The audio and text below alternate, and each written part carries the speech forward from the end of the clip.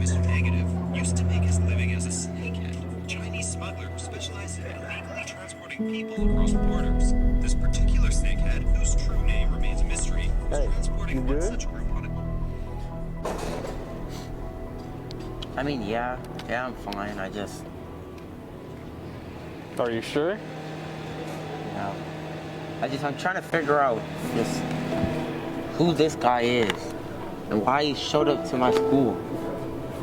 And I'm just trying to figure out a lot of things because I'm in the blind here and I can't do what I want to do. I can't be the hero if I don't know what I'm up against. You know what I mean? That's pretty crazy, but want to know what else is crazy? That you're all over the internet, man. That fight that happened, The internet? everybody saw it.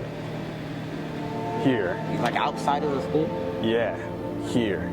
Like on my first fight.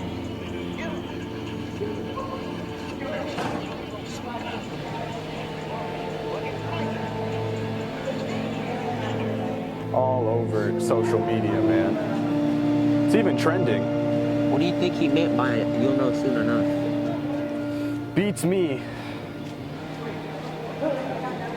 Let's just go, man. All right.